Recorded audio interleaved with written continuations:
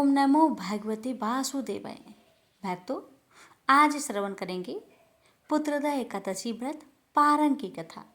भक्तों, एकादशी व्रत का पारण द्वादशी के दिन होता है। एकादशी व्रत का पूर्ण फल तभी मिलता है जब हम पारण सही समय पर करें। भक्तों, इस दिन सूर्योदय से पहले उठकर स्नान करें। भगवान विष्णु का स्मरण करते हुए व्रत खोलने की तैयारी करें। विष्णु जी का पूजा करें, तुलसी पत्र अर्पित करें, फिर दान आदि करके पारण करें। व्रतधारी से पहले ब्राह्मण या गरीब व्यक्ति को भोजन कराना विशेष फलदायी होता है। इस दिन बिना लहसुन प्याज तामसिक भोजन नहीं होना चाहिए। दूध, फल या खीर आदि से पारण करें। भक्तों, पारण तिथि 6 अगस्त दिन बुधवार को है। पारण का शुभ मुहूर्त है सुबह 5:45 बजे से 8:26 बजे तक। अब आइए भक्तों, एकादशी के पूर्ण फल प्राप्त करने हेतु इस कथा का श्रवण करें। प्रेम से बोलिए जय श्री हरि। राजा अमरीश भगवान श्री हरि के परम भक्त थे।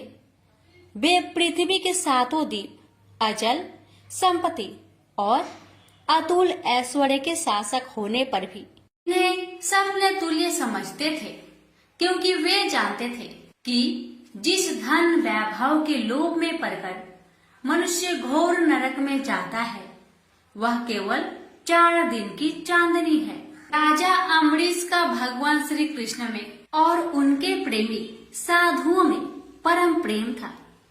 उन्होंने अपने मन को श्री कृष्ण के चरणों में, वाणी को भगवान के गुणों का गान करने में, हाथों को श्री हरि के मंदिर मार्जन में और अपने कानों को भगवान की मंगलमयी कथा के श्रवण में लगा रखा था। उन्होंने अपने नेत्रों को श्री हरि की विग्रह व मंदिरों के दर्शन में, नासिका को उनके चरण कमलों पर चढ़ी श्रीमती तुलसी की दिव्य गंध में और जीवा को भगवान के प्रति अर्पित नैवेद्य प्रसाद में संलग्न कर दिया था। राजा अम्बरीश के पैर भगवान के क्षेत्र आदि की पैदल यात्रा करने में ही लगे रहते और वे सिर से भगवान श्री कृष्ण के चरण कमलों की वंदना किया करते थे। इस प्रकार उन्होंने अपने सारे कर्म, यज्ञ, पुरुष, इंद्रियातीत भगवान के प्रति उन्हें सर्वोत्तम एवं सर्वरूप समझकर समर्पित कर दिए थे और भागवत भक्त ब्राह्मणों की आज्ञा अनुसार वे इस पृथ्वी का शासक करते थे। उन्होंने बड़ी बड़ी दक्षिणा वाले अनेकों अश्वमेध यज्ञ करके यज्ञाधिपति भगवान की आराधना की थी। उनकी प्रजा महात्माओं के द्वारा गाए हुए भगवान के उत्तम चरित्रों का बहुत सम्मान करती। किसी समय बड़े प्रेम से श्रवण करती और किसी समय उनका गान करती। इस प्रकार उनके राज्य के मनुष्य देवताओं के अत्यंत प्यारे स्वर्ग की भी इच्छा नहीं करते। राजा अम्बरीश की अनन्य प्रेममयी भक्ति से प्रसन्न होकर भगवान ने उनकी रक्षा के लिए सुदर्शन चक्र को नियुक्त कर दिया था, जो विरोधियों को भयभीत करने वाला एवं भगवान भक्तों की रक्षा करने वाला है। एक बार उन्होंने अपनी पत्नी के साथ भगवान श्री कृष्ण की आराधना करने के लिए 1 वर्ष तक द्वादशी प्रधान एकादशी व्रत करने का नियम ग्रहण किया। उन्होंने 3 रात का उपवास किया और एक दिन यमुना जी में स्नान करके भगवान श्री कृष्ण की पूजा की। तत्पश्चात पहले ब्राह्मणों को स्वादिष्ट और अत्यंत गुणकारी भोजन कराकर उन लोगों के घर 60 करोड़ गौएं सुसज्जित करके भेज दी। जब ब्राह्मणों को सब कुछ मिल चुका, तब राजा ने उन लोगों से आज्ञा लेकर व्रत का पारण करने की तैयारी की। उसी समय श्राप और वरदान देने में समर्थ स्वयं दुर्वासा जी भी उनके यहाँ अतिथि रूप में पधारे। राजा अम्बरीश उन्हें देखते ही उठकर खड़े हो गए, आसन देकर बैठाया और विविध सामग्रियों से उनके चरणों में प्रणाम करके भोजन के लिए प्रार्थना की। दुर्वासा जी ने राजा अम्बरीश की प्रार्थना स्वीकार कर ली और इसके बाद आवश्यक कर्मों से निवृत्त होने के लिए वे नदी तट पर चले गए। वे ब्रह्मा का ध्यान करते हुए यमुना के पवित्र जल में स्नान करने लगे। इधर द्वादशी केवल घड़ी भर शेष रह गई थी। धर्मज्ञ अम्बरीश ने धर्म संकट में पड़कर ब्राह्मणों के साथ परामर्श किया। उन्होंने कहा, ब्राह्मण देवताओं, ब्राह्मण को बिना भोजन कराए स्वयं खा लेना और द्वादशी रहते पारण न करना दोनों ही दोष है। इसलिए इस समय जैसा करने से मेरी भलाई हो और मुझे पाप न लगे, ऐसा काम करना चाहिए। तब ब्राह्मणों के साथ विचार करके उन्होंने कहा, ब्राह्मणों, श्रुतियों में ऐसा कहा गया है कि जल पी लेना भोजन करना भी है, नहीं भी करना है। इसलिए इस समय केवल जल से पारण किए लेता हूँ। ऐसा निश्चय करके मन ही मन भगवान का चिंतन करते हुए राजश्री अम्बरीश ने जल पी लिया और फिर दुर्वासा जी के आने की राह देखने लगे। दुर्वासा जी आवश्यक कर्मों से निवृत्त होकर यमुना तट से लौट आए। जब राजा ने आगे बढ़कर उनका अभिनंदन किया, तब उन्होंने अनुमान से ही समझ लिया कि राजा ने पारण कर लिया है। उस समय दुर्वासा जी बहुत भूखे थे। वे क्रोध से थर थर कांपने लगे।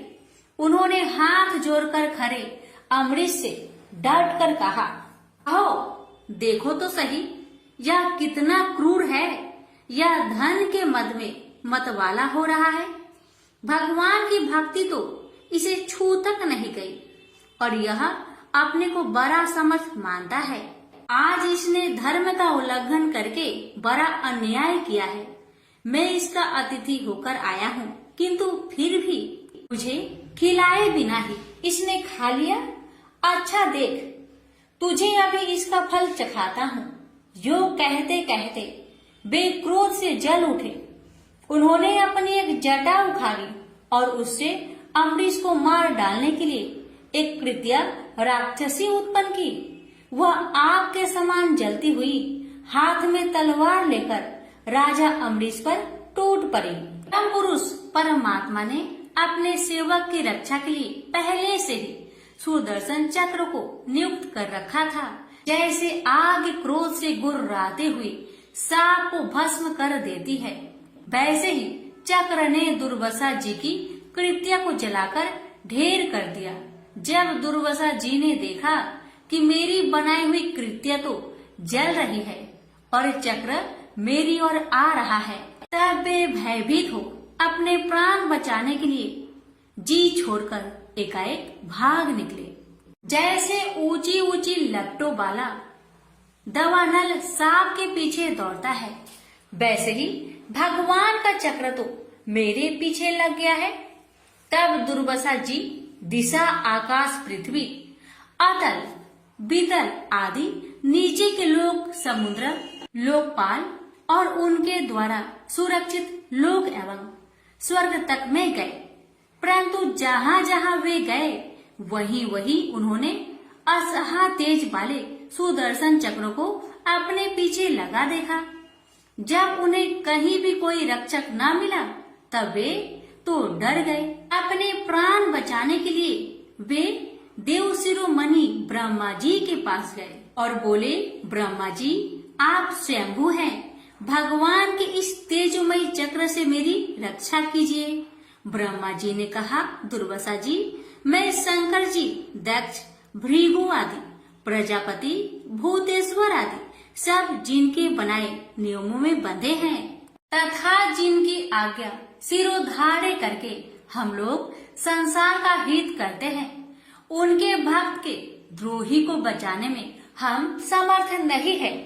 जब ब्रह्मा जी ने इस प्रकार दुर्वासा को निराश कर दिया, तब भगवान के चक्र से संतप्त होकर वे कैलाशवासी भगवान शंकर की शरण में गए। शंकर जी ने कहा, दुर्वासा जी, जिनसे पैदा हुए अनेकों ब्रह्मांडों में हमारे जैसे हजारों चक्र काटते हैं, यह चक्र उन्हीं विश्वेश्वर का शस्त्र है। यह हम लोगों के लिए असह्य है। तुम उन्हीं की शरण में जाओ, वे भगवान ही तुम्हारा मंगल करेंगे। निराश होकर दुर्वासा जी श्री हरि भगवान के परम धाम बैकुंठ की तरफ में भागे। दुर्वासा जी भगवान के चक्र की आग से जल रहे थे। वे भगवान के चरणों में गिर पड़े। उन्होंने कहा, हे अच्युत्य, हे अनंत, आप संतों के एकमात्र इच्छित है। प्रभु, संपूर्ण जगत के जीवन दाता, मैं अपराधी हूँ, आप मेरी रक्षा कीजिए। आपका परम प्रभाव न जानने के कारण ही मैंने आपके प्यारे भक्त का अपराध किया है। प्रभु, आप मुझे बचाइए। श्री भगवान ने कहा, दुर्वासा जी, मैं सर्वथा भक्तों के अधीन हूँ। मुझ में तनिक भी स्वतंत्रता नहीं है। जो भक्त स्त्री, पुत्र, गृह, गुरुजन, प्राण, धन, इहलोक और परलोक सबको छोड़कर केवल मेरी शरण में आ गए हैं, उन्हें छोड़ने का संकल्प भी मैं कैसे कर सकता हूँ। इसमें संदेह नहीं कि ब्राह्मणों के लिए तपस्या और विद्या परम कल्याण के साधन है, परंतु यदि ब्राह्मण उद्दंड और अन्यायी हो जाए तो वे ही दोनों उल्टा फल देने लगते हैं। दुर्वासा जी सुनिए, मैं आपको एक उपाय बताता हूँ जिसका अनिष्ट करने से आपको इस विपत्ति में आना पड़ा है। आप उसी के पास जाइए, उनसे क्षमा मांगिए, तब आपको शांति मिलेगी। सुदर्शन चक्र की ज्वाला से जलते हुए दुर्वासा लौटकर राजा अम्बरीश के पास आए और उन्होंने अत्यंत दुखी होकर राजा के पैर पकड़ लिए। दुर्वासा जी की यह चेष्टा देखकर और उनके चरण पकड़ने से लज्जित होकर राजा अम्बरीश भगवान के चक्र की स्तुति करने लगे। अम्बरीश ने कहा, प्रभु सुदर्शन, आप अग्नि स्वरूप है, भगवान के प्यारे, हजार दांत वाले चक्र देवा, मैं आपको नमस्कार करता हूँ। समस्त अस्त्र शस्त्रों को नष्ट कर देने वाले एवं पृथ्वी के रक्षक, आप इन ब्राह्मण की रक्षा कीजिए। आप कृपा करके हमारे कुल के भाग्योदय के लिए दुर्वासा जी का कल्याण कीजिए। हमारे ऊपर यह आपका महान अनुग्रह होगा। यदि मैंने कुछ भी दान किया हो या किया हो अथवा अपने धर्म का पालन किया हो, यदि हमारे वंश के लोग ब्राह्मणों को ही अपना आराध्य देव समझते रहे हो, तो दुर्वासा जी की जलन मिट जाए। भगवान समस्त गुणों के एकमात्र आश्रय स्थल है।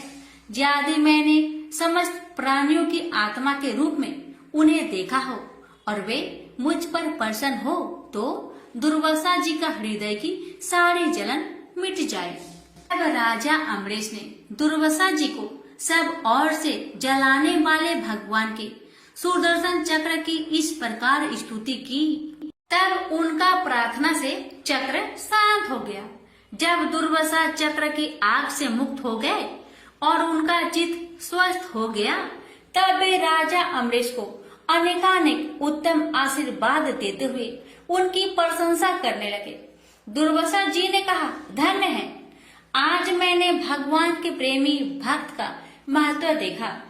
राजन, मैंने आपका अपराध किया, फिर भी आप मेरे लिए मंगल कामना ही कर रहे हैं। महाराज अम्बरीश, आपका हृदय करुणा भाव से परिपूर्ण है। आपने मेरे ऊपर महान अनुग्रह किया। अहो, आपने मेरे अपराध भुलाकर मेरी रक्षा की है। जब से दुर्वासा जी चक्र से जीवन रक्षा के लिए भाग रहे थे, तब से राजा अम्बरीश ने भोजन नहीं किया था। वे दुर्वासा जी के लौटने की राह देख रहे थे। अब उन्होंने दुर्वासा जी के चरण पकड़ लिए और उन्हें प्रसन्न करके विधि पूर्वक भोजन कराया। दुर्वासा जी ने बहुत ही संतुष्ट होकर राजा अम्बरीश के गुणों की प्रशंसा की और उनके बाद उनसे अनुमति लेकर आकाश मार्ग से प्रस्थान किया। जब सुदर्शन चक्र से भयभीत होकर दुर्वासा जी भाग रहे थे, तब से लेकर उनके लौटने तक 1 वर्ष का समय बीत गया था।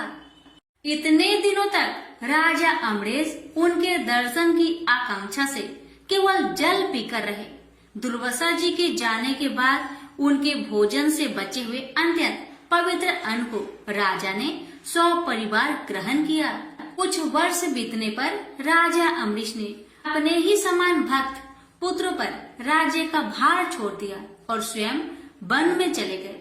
वहां वे बड़ी दृढ़ता के साथ आत्म स्वरूप भगवान में अपना मन लगाकर गुणों के प्रवाह रूपी संसार से मुक्त हो गए। प्रेम से बोलिए लक्ष्मी नारायण की जय। पौराणिक कथा के अनुसार एक नगर में सेठ सेठानी रहते थे। सेठानी रोजाना भगवान श्री हरि की पूजा भक्ति भाव से किया करती, लेकिन सेठानी का पूजा करना उसके पति को बिल्कुल पसंद नहीं था। इस कारण एक दिन सेठ ने उसे घर से निकाल दिया। सेठानी घर से निकलकर जंगल की ओर चल दी। रास्ते में सेठानी ने देखा कि जंगल में 4 आदमी मिट्टी खोद रहे हैं। ये देखकर सेठानी ने उनसे बोला कि आप लोग मुझे किसी काम पर रख लो। सेठानी के कहने पर उन्होंने सेठानी को नौकरी पर रख लिया, लेकिन सेठानी बहुत कोमल थी, इस वजह से उसके हाथ पर छाले पड़ गए। यह देख चारों आदमी ने सेठानी से काम छोड़ने की बात कही। उन्होंने कहा कि इसकी जगह तुम हमारे घर का काम कर दो। सेठानी के मान जाने पर वे उसे अपने घर ले गए। वहां वे चारों आदमी 4 मुट्ठी चावल लाते और उसे बांटकर खा लेते। ये देख सेठानी को बहुत बुरा लगता। इसे देख सेठानी ने उन चारों आदमी को 8 मुट्ठी चावल लाने को कहा। सेठानी की बात मानकर चारों आदमी 8 मुट्ठी चावल लाए। इन चावल का सेठानी ने भोजन बनाया और भगवान विष्णु को भोग लगाकर सभी आदमियों को परोस दिया। इस बार चारों आदमियों को भोजन बहुत ही स्वादिष्ट लगा और सेठानी से खाने की तारीफ करते हुए इसका राज पूछा। तो सेठानी ने कहा कि ये भोजन भगवान विष्णु का जूठा है, इसी वजह से ये बहुत स्वादिष्ट लग रहा है। उधर सेठानी के जाने के बाद सेठ भूखा रहने लगा। आसपास के लोग उसे ताने मारने लगे कि ये पत्नी के वजह से ही खा रहा था। लोगों की बातें सुनकर सेठ सेठानी को जंगल में देखने निकल गया। रास्ते में उसे वही 4 आदमी मिट्टी खोदते हुए दिखाई दिए। सेठ ने उन्हें कहा, तुम मुझे काम पर रख लो। तब चारों आदमी ने उसे भी काम पर रख लिया, लेकिन सेठानी की तरह मिट्टी खोदने से सेठ के हाथों में छाले पड़ गए। ये देखकर उन्होंने सेठ को भी घर का काम करने की सलाह दी। सेठ भी उनकी बात मानकर उनके घर चल दिया। घर पहुंचकर सेठ ने सेठानी को पहचान लिया, लेकिन सेठानी घूंघट में होने के कारण सेठ को पहचान नहीं पाई। हर दिन की तरह इस बार भी सेठानी ने भगवान श्री हरि विष्णु को भोग लगाकर सभी को खाना परोस दिया। लेकिन जैसे ही सेठानी सेठ को खाना परोसने लगी तो भगवान विष्णु ने सेठानी का हाथ पकड़ लिया और कहा कि ये तुम क्या कर रही हो। सेठानी बोली, मैं कुछ नहीं कर रही, मैं तो भोजन परोस रही हूँ। चारों भाइयों ने सेठानी से कहा कि हमें भी भगवान विष्णु के दर्शन कराओ। सेठानी के अनुरोध करने पर भगवान विष्णु उन सभी के सामने प्रकट हो गए। यह देख सेठ ने सेठानी से क्षमा मांगी और उसे हाथ पकड़कर घर चलने को कहा। तब चारों भाइयों ने बहन को बहुत सारा धन देकर विदा किया। तब से सेठ भी भगवान विष्णु का भक्त बन गया और पूरी श्रद्धा से उनकी पूजा करने लगा। इससे उनके घर में फिर से धन की बरसात होने लगी। ऐसी मान्यता है कि इस दिन व्रत रखने से सत्यनारायण भगवान के साथ हनुमान जी, प्रभु श्री राम और माता सीता की कृपा भी प्राप्त होती है। प्रेम से बोले विष्णु भगवान की जय। एक बार भृगु ऋषि ने जानना चाहा कि ब्रह्मा, विष्णु और महेश में कौन सबसे श्रेष्ठ है। वह बारी बारी से सबके पास गए। ब्रह्मा और महेश ने भृगु को पहचाना तक नहीं, न ही आदर किया। इसके बाद भृगु विष्णु के यहाँ गए। विष्णु भगवान विश्राम कर रहे थे और माता लक्ष्मी उनके पैर दबा रही थी। भृगु ने पहुंचते ही न कुछ कहा न सुना और भगवान विष्णु की छाती पर पैर से प्रहार कर दिया। लक्ष्मी जी यह सब देखकर चकित रह गई, किंतु विष्णु भगवान ने भृगु का पैर पकड़कर विनीत भाव से कहा, मुनिवर, आपके कोमल पैर में चोट लगी होगी, इसके लिए मुझे क्षमा करें। लक्ष्मी जी को भगवान विष्णु की इस विनम्रता पर बड़ा क्रोध आया। वह भगवान विष्णु से नाराज होकर भूलोक में आ गई तथा कोल्हापुर में रहने लगी। लक्ष्मी जी के चले जाने से विष्णु भगवान को लगा कि उनका श्री और वैभव ही नष्ट हो गया और उनका मन बड़ा अशांत रहने लगा। लक्ष्मी जी को ढूंढने के लिए वह श्रीनिवास के नाम से भूलोक में आए। घूमते घूमते बेकटचल पर्वत क्षेत्र में बकुला माई के आश्रम पहुँचे। बकुला माई ने उनकी बड़ी आवभगत की, उन्हें आश्रम में ही रहने को कहा। एक दिन जंगल में एक मतवाला हाथी आ गया। आश्रमवासी डरकर इधर उधर भागने लगे। श्रीनिवास ने यह देखा तो धनुष बाण में लेकर हाथी का पीछा किया। हाथी डरकर भागा और घने जंगल में अदृश्य हो गया। श्रीनिवास उसका पीछा करते करते थक गए थे।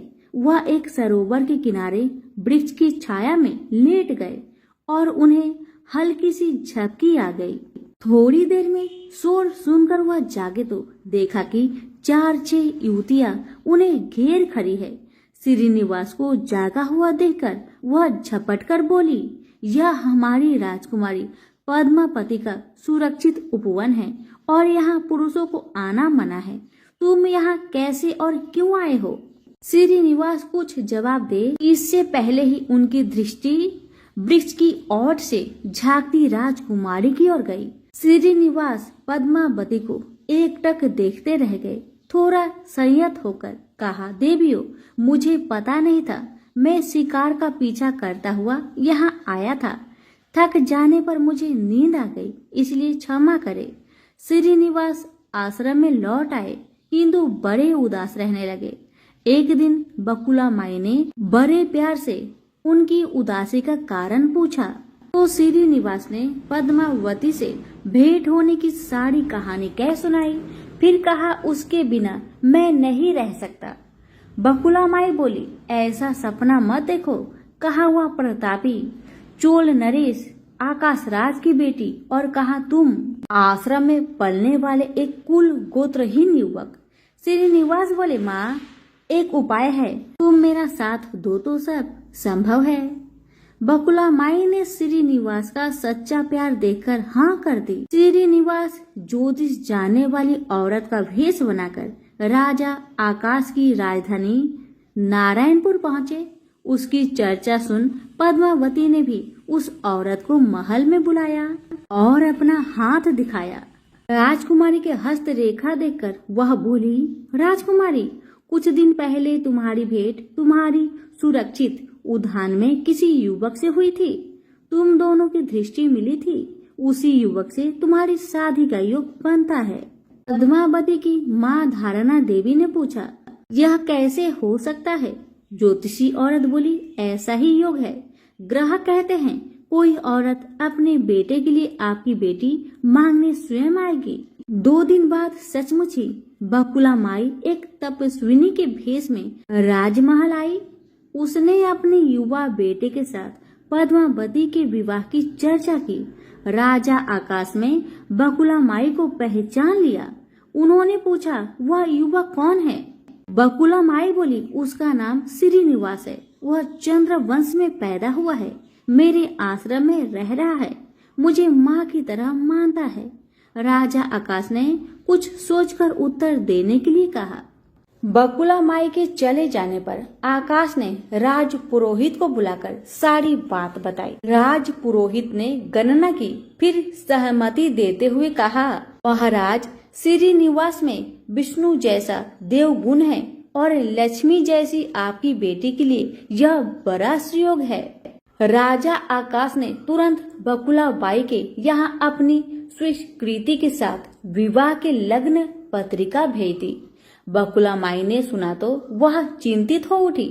श्रीनिवास से बोली, बेटा अब तक तो विवाह की चिंता ही थी, अब पैसे ना होने की चिंता है। मैं वरा स्वामी के पास जाती हूँ, उनसे पूछती हूँ कि क्या किया जाए। बकुला माई श्रीनिवास को लेकर वरा स्वामी के पास गई और श्रीनिवास के विवाह के लिए धन की समस्या बताई। तो वरा स्वामी ने 8 दिक्पालों इंद्र, कुबेर, ब्रह्मा, शंकर आदि देवताओं को अपने आश्रम में बुलवाया और फिर श्रीनिवास को बुलाकर कहा, तुम स्वयं इन्हें अपनी समस्या बताओ। श्रीनिवास ने देवताओं से कहा, मैं चोल नरेश राजा आकाश की बेटी पद्मावती से विवाह करना चाहता हूँ। मेरी हैसियत राजा के अनुरूप नहीं है, मेरे पास धन नहीं है, मैं क्या करूँ। इंद्र ने कुबेर से कहा, कुबेर इस काम के लिए तुम श्रीनिवास को ऋण दे दो। कुबेर ने कहा, ऋण तो दे दूंगा, पर उसे यह वापस कब और कैसे करेगा, इसका निर्णय होना चाहिए। श्रीनिवास बोले, इसकी चिंता मत कीजिए, कलयुग के अंत तक मैं सब ऋण चुका दूंगा। कुबेर ने स्वीकार कर लिया। सब देवताओं की साक्षी में श्रीनिवास के ऋण पत्र लिख दिया गया। उस धन से श्रीनिवास और पद्मावती का विवाह बड़े धूमधाम से हुआ। तभी नारद ने कोल्हापुर जाकर लक्ष्मी को बताया, विष्णु ने श्रीनिवास के रूप में पद्मावती से विवाह कर लिया है, दोनों वेंकटाचल पर्वत पर रह रहे हैं। यह सुनकर लक्ष्मी जी को बड़ा दुख हुआ। वह सीधे वेंकटाचल पहुंची। विष्णु जी की सेवा एवं लगी पद्मावती को भला बुरा कहने लगी। श्रीनिवास विष्णु रूप में मेरे पति है, तूने इनके साथ विवाह क्यों किया। दोनों ने वाक युद्ध होने लगा तो श्रीनिवास को बड़ा दुख हुआ। वे पीछे हटे और पत्थर की मूर्ति के रूप में बदल गए। जब दोनों देवियों ने यह देखा तो उन्हें बड़ा दुख हुआ कि श्रीनिवास तो अब किसी के न रहे। इतने में शीला विग्रह से आवाज आई, देवियों में इस स्थान पर बक्टेश्वर स्वामी के नाम से अपने भक्तों का अभिष्ट पूरा करता रहूंगा। उनसे प्राप्त चढ़ावे के धन द्वारा कुबेर का कर्ज ब्याज चुकाता रहूंगा, इसलिए तुम दोनों मेरे लिए वापस में झगड़ा मत करो। यह वाणी सुनते ही लक्ष्मी जी और पद्मावती दोनों ने सिर झुका लिया। लक्ष्मी कोल्हापुर आकर महालक्ष्मी के रूप में प्रतिष्ठित हो गई और पद्मावती तिरुनाचूर में शीला विग्रह हो गई। आज भी तिरुपति क्षेत्र में तिरुमला पहाड़ी पर भगवान बकेटेश्वर स्वामी के दर्शन हेतु भक्त गणों से इसी भाव से शुक्ल लिया जाता है। उनकी पूजा पुष्प, मिष्टान आदि से न होकर धन द्रव्य से होती है। इस धन से भगवान श्री कृष्ण बकेटेश्वर स्वामी कुबेर का कर्ज चुका रहे हैं। सभी प्रेम से बोलिए श्री लक्ष्मी नारायण की जय हो। एक बूढ़ा ब्राह्मण था। वह प्रतिदिन नित्य नियम के साथ पीपल को जल से सींचा करता था। उस बूढ़ा व्यक्ति के नित्य नियम से रोज पीपल देव को जल से सींचना देखकर माँ लक्ष्मी अति प्रसन्न हो गई। अब माँ लड़की एक कन्या का भेष में पीपल के वृक्ष से निकलती और बूढ़े ब्राह्मण से कहती, पिताजी मैं आपके साथ चलूंगी। हर रोज बूढ़ा ब्राह्मण के साथ ऐसा ही होने लगा। जब भी बूढ़ा ब्राह्मण पीपल को जल से सींचने आता, तभी पीपल के वृक्ष में से एक कन्या निकलकर बाहर आती और कहती, पिताजी मैं आपके साथ चलूंगी। अब एक ही बात रोज सुन सुनकर बूढ़ा ब्राह्मण सूखने लगा, दिन ब दिन कमजोर होने लगा। तो उसकी पत्नी ने पूछा, क्या बात है, आपका तबीयत दिन ब दिन खराब क्यों हो रहा है, कोई बात है तो मुझे बताइए। पत्नी की बात सुन तब बूढ़ा ब्राह्मण बोला कि मैं हर रोज जब भी पीपल को सींचने जाता हूँ ना, तभी पीपल के वृक्ष में से एक कन्या निकलकर बाहर आती है और मुझसे कहती है, पिताजी मैं आपके साथ चलूंगी। पति की बात सुन पत्नी कहने लगी, तो कल उसे अपने घर ले आइएगा, जहाँ आपकी 6 लड़कियां हैं वहाँ और एक ही सही। पत्नी की बात मानकर अगले दिन सुबह बूढ़ा ब्राह्मण फिर पीपल को जल से सींचने गया और फिर से वह लड़की बाहर आई और कहने लगी, पिताजी मैं आपके साथ चलूंगी। तब बूढ़ा ब्राह्मण ने कहा, ठीक है चलो फिर। और ब्राह्मण उस बिटिया को अपने घर ले आया। बिटिया को घर लाने के बाद बूढ़ा ब्राह्मण आटा मांगने गया तो उसे पहले के दिनों की अपेक्षा आज ज्यादा आटा मिली थी। जब बुढ़िया वह आटा छानने लगी तो सातवीं बिटिया जो पीपल वृक्ष से आई थी वह बिटिया कहने लगी, माँ लाओ आटा को मैं छान देती हूँ। जब वह आटा छानने बैठी तो परात भर गई। उसके बाद माँ खाना बनाने जाने लगी तो बिटिया बोली, माँ आज रसोई तो मैं ही बनाऊंगी। बिटिया की बात सुन माँ कहने लगी, ना बेटी ना, तुम्हारी हाथ जल जाएगी। लेकिन लड़की नहीं मानी। वह रसोई में खाना बनाने गई तो उसने तरह तरह के 36 व्यंजन बना डाले और आज सभी भरपेट खाना खाए। इससे पहले बूढ़े ब्राह्मण के परिवार को कभी भी पेट भर के भोजन नहीं मिलता था। कभी आधा ही पेट खाते तो कभी बिन खाए सो जाते थे। लेकिन आज उन सभी ने भर भर पेट भोजन खाए।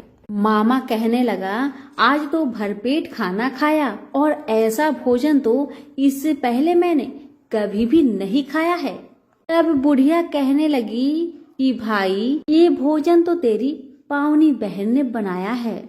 जैसे ही शाम हुई तो पावनी बेटी कहने लगी, माँ चौका लगा के चौका का दिया जला देना, कोठे में सो जाऊंगी मैं। बुढ़िया बोली, ना बेटी ना, तू डर जाएगी। लेकिन वह बिटिया न मानी।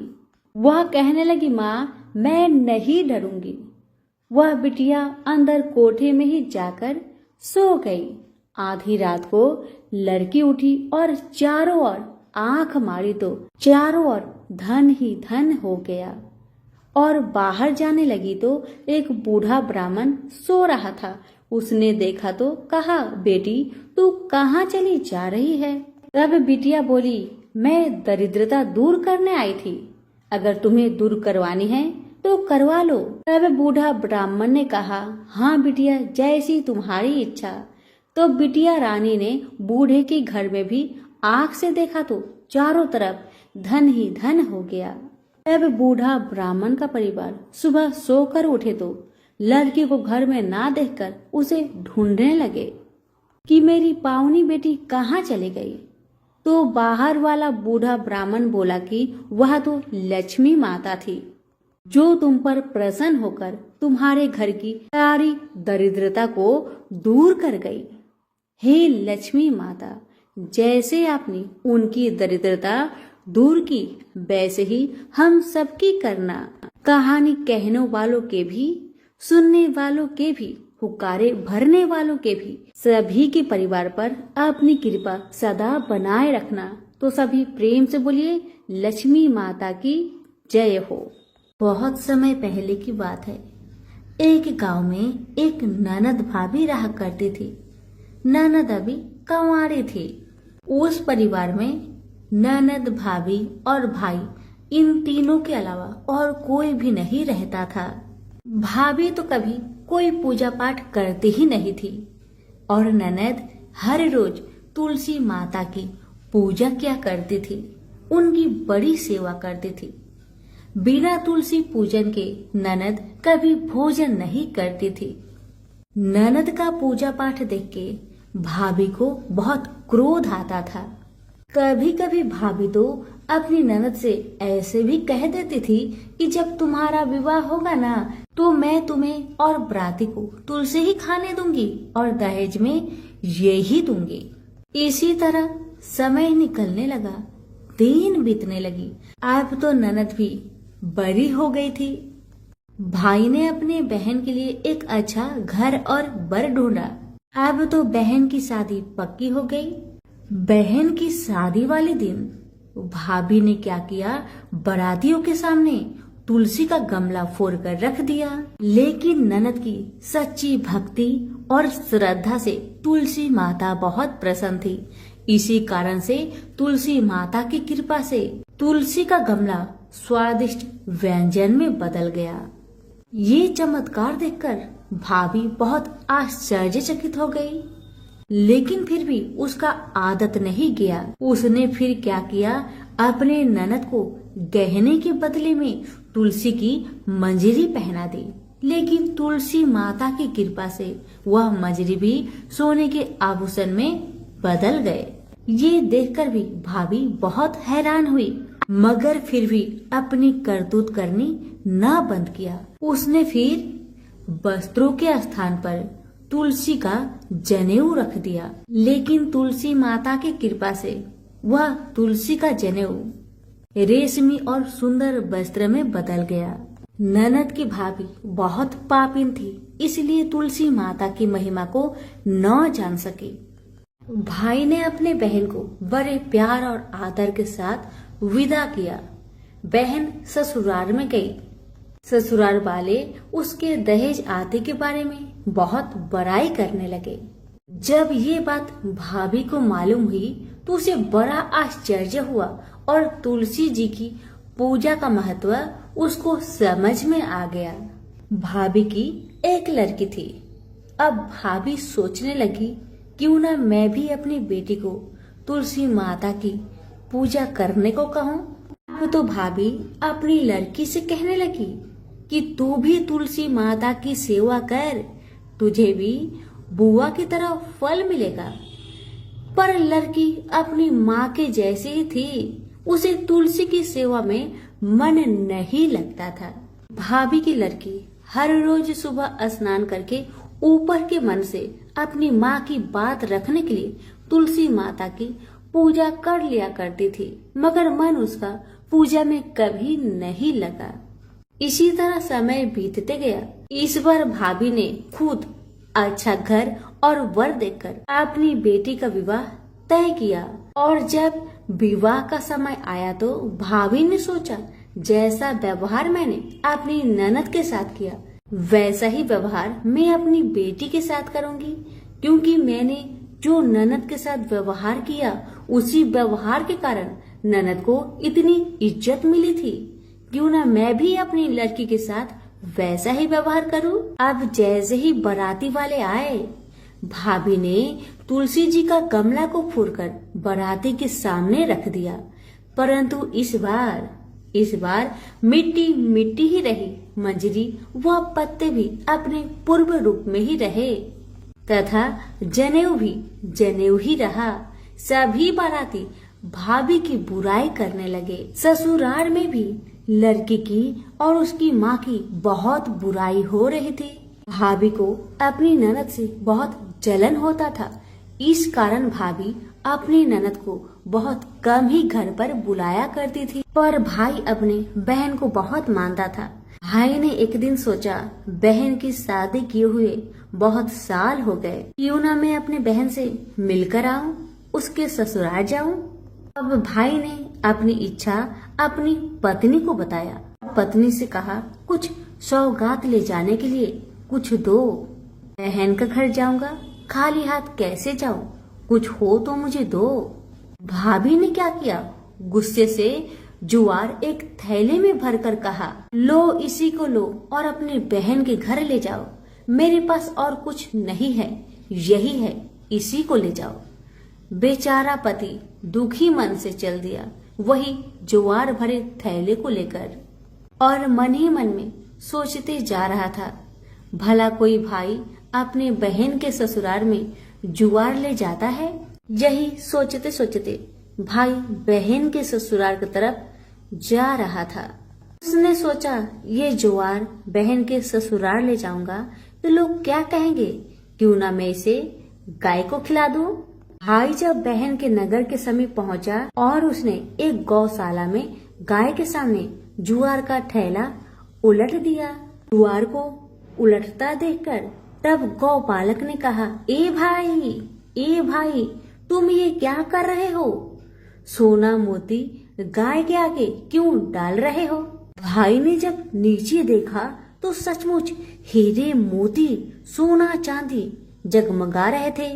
भाई ने तुलसी माता के चमत्कार को जान लिया और जोर जोर से तुलसी माता की जयकारा लगाने लगा और सारी कहानी उस गौपालक को बताया।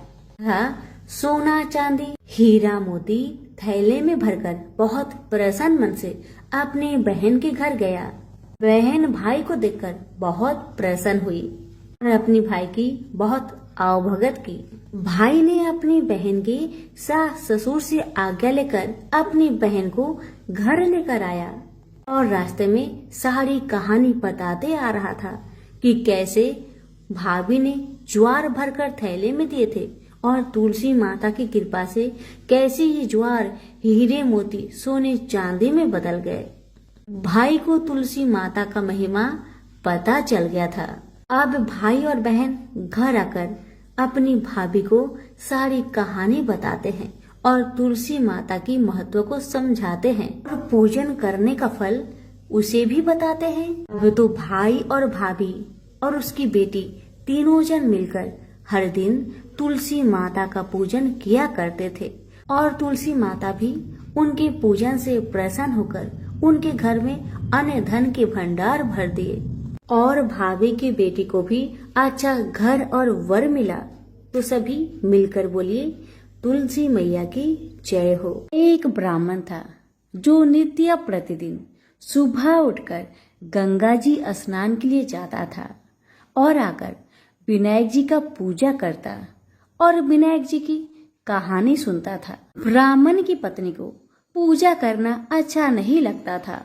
जब भी ब्राह्मण पूजा करता तो ब्राह्मणी गुस्सा हो जाती थी और कहती थी कि सुबह पहले पूजा करने के लिए बैठ जाते हो, मैं झाड़ू निकालती हूँ, घर का काम करती हूँ, तुम्हें कोई काम नहीं है क्या? ब्राह्मण अपनी पत्नी की बातों पर ध्यान ही नहीं देता था। एक दिन की बात है, ब्राह्मण गंगा जी नहाने के लिए चला गया। ब्राह्मणी ने विनायक जी को छुपा कर रख दिया। जब ब्राह्मण गंगा नहाकर वापस आए, विनायक जी की मूर्ति नहीं मिली तो ब्राह्मणी से पूछने लगा कि विनायक जी की मूर्ति कहाँ गई। ब्राह्मणी कहने लगी, मुझे क्या पता तुम्हारे विनायक जी कहाँ गए। अब तो ब्राह्मण खाना पीना खाना बंद कर दिया। ब्राह्मणी ने कहा, खाना खा लो, लेकिन ब्राह्मण ने कहा, जब तक मैं विनायक जी का पूजा नहीं कर लेता तब तक मैं अन्न जल ग्रहण नहीं करूंगा। ब्राह्मणी ने ब्राह्मण को बहुत समझाया मगर ब्राह्मण ब्राह्मणी की बात नहीं माने। अब तो ब्राह्मण और ब्राह्मणी दोनों झगड़ने लगे।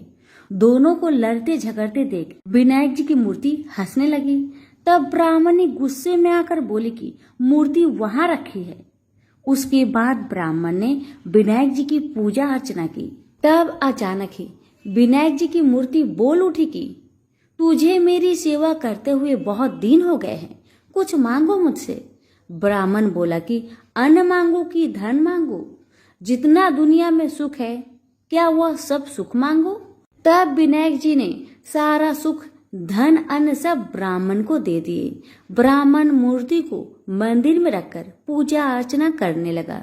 ब्राह्मण को इतना अन्न धन मिलने से उसकी भी पूजा करने की श्रद्धा जाग उठी और वह भी ब्राह्मण को बोलकर मूर्ति घर में रखवाई और खूब प्रेम से गणेश महाराज की पूजा करने लगी। हे विनायक जी महाराज, जैसा सुख आपने ब्राह्मण को दिया वैसा सुख सबको देना। विनायक जी की कहानी कहने वाले को, विनायक जी की कहानी सुनने वालों को और हुक्कार भरने वालों को और पूरे परिवार को देना। तो बोलो गजानंद गणेश जी महाराज की जय, विनायक जी महाराज की जय। विनायक जी और देवरानी जेठानी की कहानी। दो देवरानी और जेठानी थी। देवरानी के पास बहुत धन था लेकिन जेठानी बहुत गरीब थी। जेठानी गणेश जी की बहुत आराधना करती थी। वह अपनी देवरानी के घर आटा पीसने जाती थी। जिस कपड़े से वह आटा छानती उसी कपड़े को वह अपने घर को लाकर पानी में घोलकर अपने पति को पिला देती थी। एक दिन देवरानी के लड़के ने देख लिया और अपनी माँ से बोला कि माँ, ताई यहाँ से आटा का कपड़ा ले जाकर ताऊ जी को घोलकर पिला देती है। देवरानी की बात सुनकर बहुत गुस्सा हुई जेठानी और गुस्से में बोली कि मेरे घर से आटा छानने के बाद कपड़ा यहीं पर रखकर हाथ धोकर जाए। वह ऐसा ही करने लगी, लेकिन जब वह घर जाती तो उसका पति बोलता कि मुझे आटा घोलकर दे, मुझे बहुत भूख लग रही है। जेठानी ने बोला कि आज उसने आटा छानने का कपड़ा रख लिया। तब उसका पति गुस्से में आकर उसको मारने लगा।